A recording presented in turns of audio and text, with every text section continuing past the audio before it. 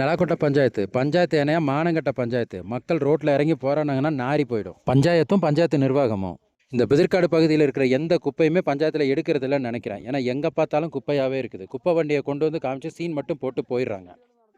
நேற்று பேஞ்ச மழையில் மொத்த குப்பையும் மோரில் ஆக்காயி எல்லாம் வெளியே வந்து நாரி நாத்தெடுத்ததுக்கப்புறம் ஊர் மக்கள்லாம் சேர்ந்து போட்ட போடில் வண்டியை மறித்து நிறுத்தினதுக்கப்புறம் இப்போ உட்காந்து காவாயை நோண்டிட்டு இருக்கிறாங்க, மோரியை சுத்தம் பண்ணிட்டு இருக்கிறாங்க. இதுக்காக இவ்வளோ போராட வேண்டியிருக்குது.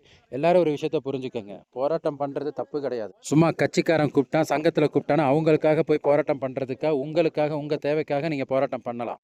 அது நியாயமான போராட்டமாக இருந்தால் கண்டிப்பாக நடக்கும். நகராட்சி தான் நாரி கிடக்குதுன்னா பஞ்சாயத்து அதை விட கேவலமாக இருக்குது. பஞ்சாயத்தில் உள்ள மக்கள் பிரதிநிதின்னு சொல்லிட்டு திரியிற இந்த கவுன்சிலராக இருக்கட்டும், செக்ரட்டரி, வைஸ் செக்ரட்டரி, இவங்களுக்கெல்லாம் என்ன பொழப்புனா எங்கடா ஒரு சிசி ரோடு போடலாம், எவ்வளோ ஆட்டையாக போடலாம், இதில் மட்டுமே அவங்க புத்தி இருக்குது. பஞ்சாயத்து ஆஃபீஸில் வேலை செய்கிற ஆஃபீஸர்களும் இதே லட்சணம் தான். ஊருக்குள்ளே வரும்போதே டிரான்ஸ்ஃபர் லெட்டர் அப்ளை பண்ணிட்டு தான் வருவாங்கன்னு நினைக்கிறேன். 6 மாதத்துக்கு மேலே எந்த ஆஃபீஸரும் பெருசாக நிற்கிறது இல்லை. அதுக்குள்ளே அவங்களால என்ன பண்ண முடியுமோ பண்ணிட்டு போயிடுவாங்க. ஆனால் ஃபீல்டில் இறங்கி மட்டும் வேலை செய்ய மாட்டாங்க. மானங்கட்ட கவர்மெண்ட் மக்களை வீதியில் இறங்கி போராட தூண்டுது.